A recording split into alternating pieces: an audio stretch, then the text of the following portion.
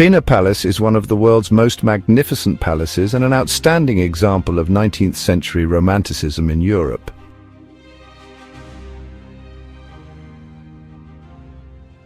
In this video, we will explore the renowned jewel in the crown of the Sintra Hills and one of the most impressive monuments in Portugal, the National Palace of Pena.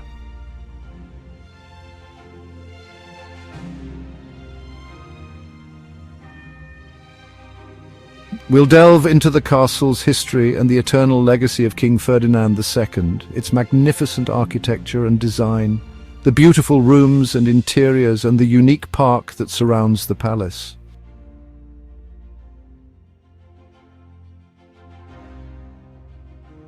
Perched high above a landscape of verdant hills and sparkling coastline, the palace was intended as a summer retreat for the Portuguese royal family.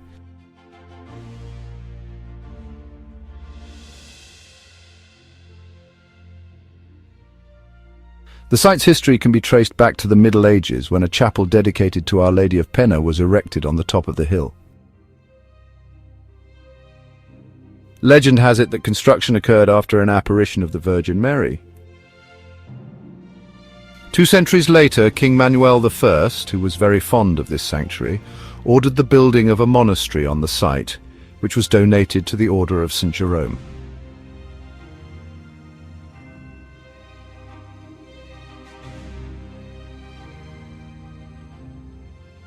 For centuries, Pena was a small, quiet place for meditation, housing no more than 18 monks. Unfortunately, the 1755 Lisbon earthquake reduced the monastery to ruins. Nonetheless, many parts of the monastery survived, allowing it to remain active for nearly a century. It was ultimately abandoned in 1834, following the abolition of religious orders in Portugal.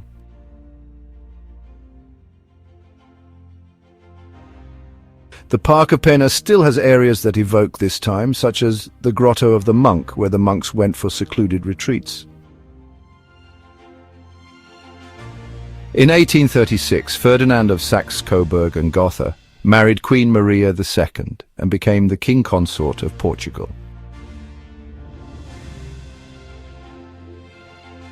Ferdinand was one of the most cultured individuals in 19th century Portugal, gaining national recognition as the king artist. Shortly after he arrived in Portugal, Ferdinand decided to acquire the ruins of the monastery and all of the surrounding lands.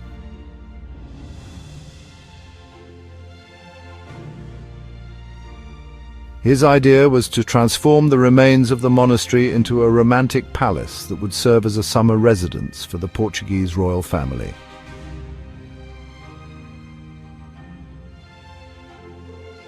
The commission for the Romantic-style rebuilding was given to mineralogist and mining engineer Wilhelm Ludwig von Eschwege. A German amateur architect, von Eschwege was much travelled and had extensive knowledge of contemporary castle design.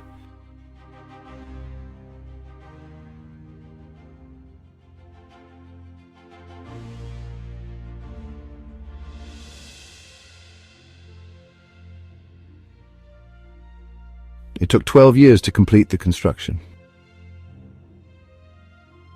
With its vibrant yellow and red facades, it became a masterpiece of Romantic architecture. The palace combines elements from various architectural styles, creating a striking and unexpected visual experience.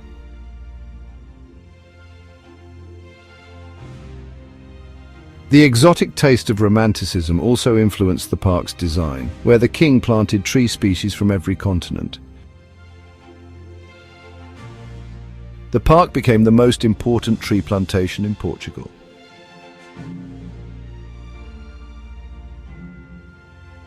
Following the death of Queen Maria in 1853, Ferdinand would later marry the Countess of Edla, who was an opera singer. Together they built the Chalet of the Countess of Edla, located in the park.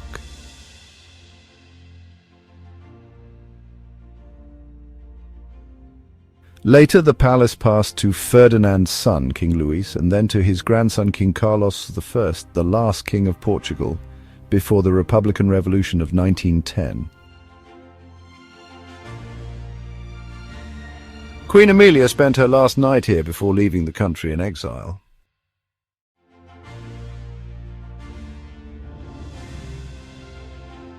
The palace quickly drew visitors and became one of Portugal's most visited monuments.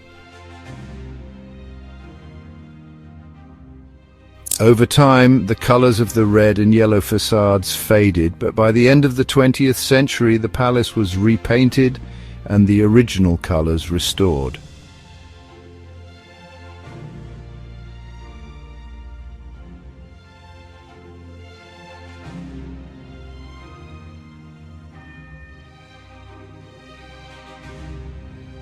Palacio de Pena sits atop a rocky outcrop, the second highest peak of the Sintra hills. There is a vast view from its terraces, ranging from the ocean in the distance to the city of Lisbon, looking eastwards. The palace features a captivating mix of Moorish, Gothic and Renaissance styles, offering a unique and intriguing perspective.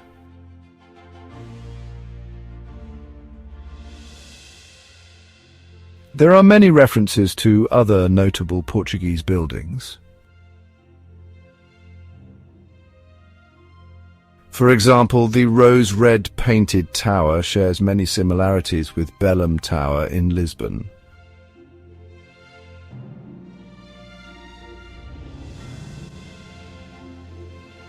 Many elements from the old monastery were incorporated into the new structure. The Manueline cloister, a small convent constructed in 1511, clearly reflects the modest scale of the religious community living here.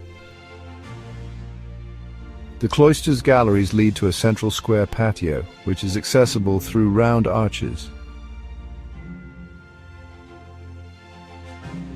One of the most striking features of the palace is the Triton Terrace, named after the mythological sea god who adorns its entrance. The terrace marks the way into the section known as the New Palace.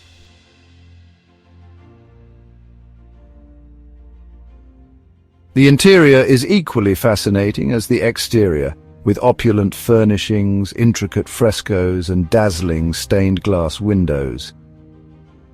The Great Hall is the largest room, serving as a leisure and socialization area that provides guests with a relaxing ambience. The room features a 72-candle chandelier and 4 petroleum lamps, all in gold-plated brass, as well as a collection of Japanese and Chinese porcelain belonging to King Ferdinand.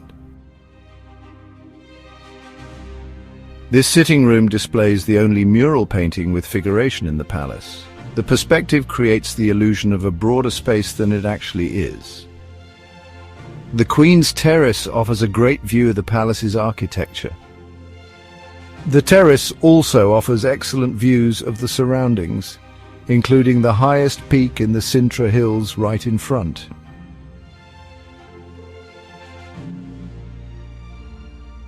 It displays a sundial cannon that used to fire every day at noon. Other highlights include the dining room and pantry, the bedroom of Ferdinand II,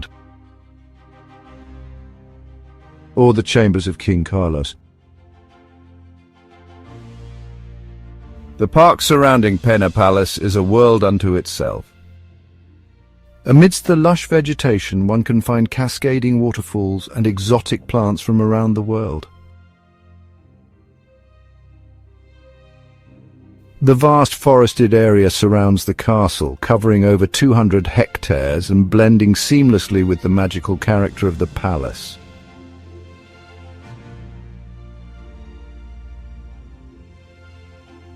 The park has a maze-like system of paths and narrow roads that connect the palace to various points of interest throughout the grounds.